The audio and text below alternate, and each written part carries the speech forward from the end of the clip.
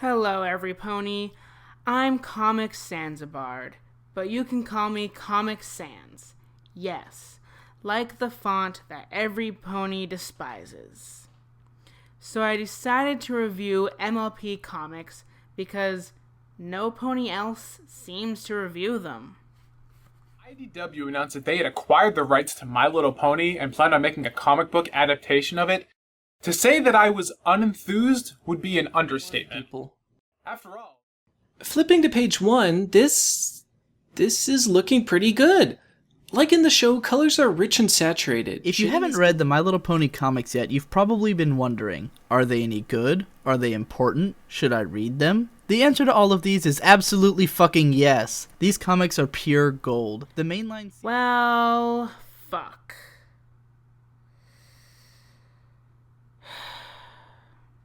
Well, I already wrote the review, so I might as well make it. Now, before I continue, it's time for the obligatory spoiler alert. Warning, the following video contains spoilers from the IDW My Little Pony comics. If you have not read them before watching this video, the plot will be spoiled. You have been warned. Now that that's over and done with, let's get to the review. I will be reviewing part 1 of The Return of Queen Chrysalis. This takes place in the canon of the series shortly following Canterlot Wedding, but before Alicorn Twilight, Magical Mystery Cure. So first off, let me say that the art in this comic is amazing. Andy Price, you are a phenomenal artist.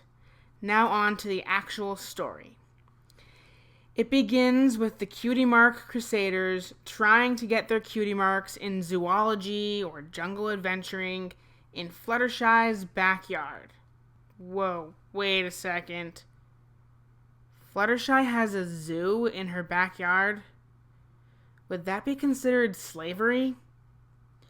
I mean, in the show, it is shown that other species of animals, such as cows, mules, donkeys, and sheep, can speak.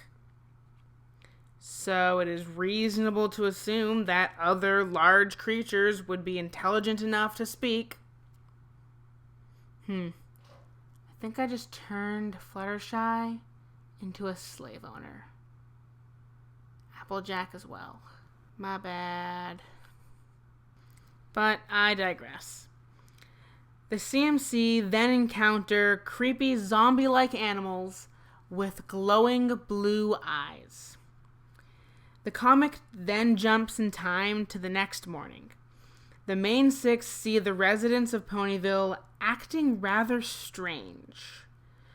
So they go to the library, where Twilight, in her infinite wisdom, concludes that the Ponyvillians... Ponyvillites? What would a resident of Ponyville refer to themselves as? Ponyvillain? Nope, then they're villains. That would not work. Well, that isn't a discussion for another day. I'm just gonna go with residents of Ponyville. It's a lot easier to say. Okay. Twilight concludes that the residents of Ponyville have been replaced by changelings due to notes taken after the events of Canterlot Wedding. There are a few things I find wrong with this. First, the only time in Canterlot Wedding where the main six even dealt with the changelings was in the battle with their doppelgangers, and the doppelgangers acted quite normal and did not have blue glowing eyes. And secondly, in any encounter with Chrysalis disguised as Cadence, she also did not have glowing blue eyes. Every pony believed her ruse until Twilight helped the real Cadence escape. Also, the glowing blue eyes is supposed to imply that the animals from the beginning that attacked the CMC were changelings. Now, I know it never explicitly says anywhere that the changelings can or can't change into anything besides ponies, but it just felt like they were forcing that in there. it just didn't feel right. They decide to contact Princess Celestia, but they get a mailbot response saying that she is too busy. That must have been a blow to Twilight's ego. She's like, crap. I can't even get the princess's attention for this issue. So the main six act like zombies to fool the oddly gullible changelings. Wait, can I just revel in these panels for a second here? Derpy is best, pony. Sorry. I'm not sorry. I mean, the exchange between the derpy changeling and the unchanged changeling is like the best couple of panels ever. Also, note that the derpy changeling doesn't have glowing blue eyes. Where is the continuity? Where is it? Make up your mind. Glowing blue eyes or non-glowing blue eyes. Anyways, back to the story. So of all the places in town to store the pod ponies, the changelings choose the town hall.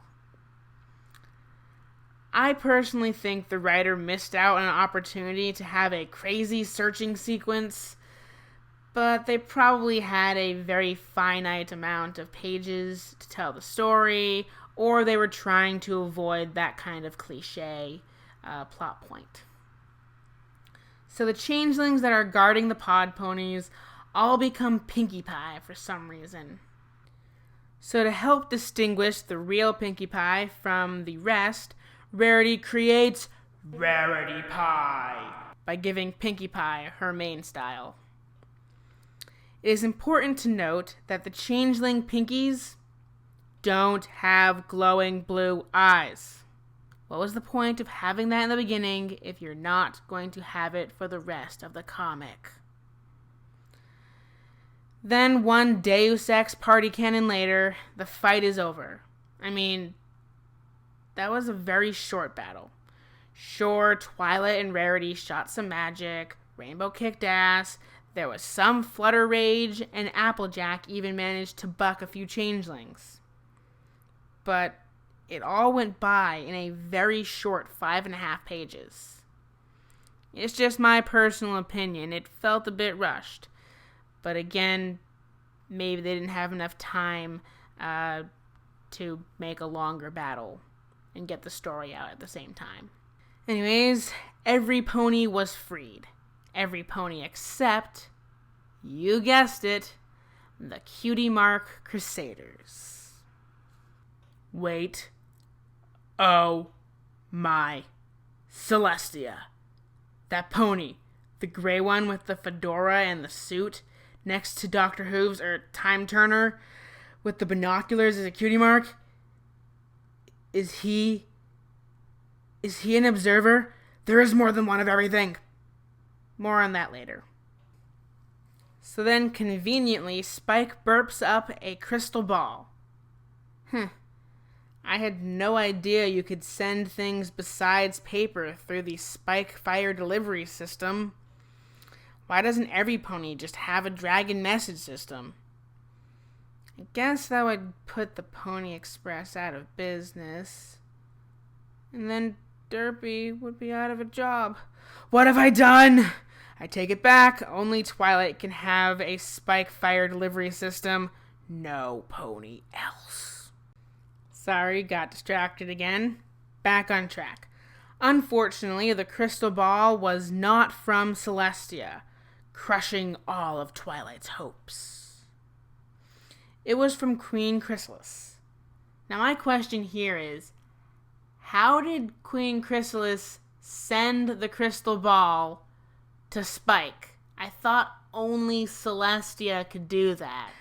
So Chrysalis tells the ponies that she has the CMC captive, and they have 3 days to venture to the Changeling Kingdom to rescue the fillies. It's a trap! And they know it. But they have to make the perilous journey to save Sweetie Belle, Apple Bloom, and a chicken. I mean, Scootaloo. To be continued. Overall, this comic is very well written. It adheres to the established canon of the Ponyverse, and the characters are even written just a tad bit better than they are in the show. All the issues that I have with this comic are very minor compared to the story as a whole. It has a good beginning, middle, and end, even though the story still has 3 other parts to go through. And I really like the comics because they can go to much darker places than the show can. Also, since it's hand-drawn, there are some really interesting facial expressions that are not possible in the show due to restrictions of Flash animation. Here are a few of my favorites from this comic.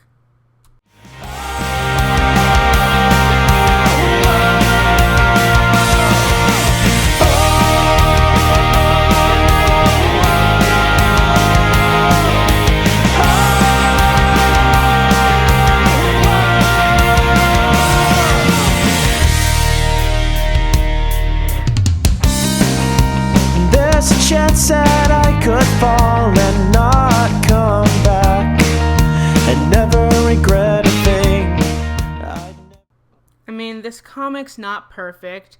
There are some issues in scale between certain characters more than someone who's used to watching the show might like, but I would probably give it an 8.5 out of 10 party cannons. Let me know in the comments if I should continue making these kinds of videos or if I should go die in a hole. I mean, it's all your opinion, really. Once again, I'm Comic Sans. Hopefully nobody despises me for choosing that name. Derpy Eyes Ex Machina.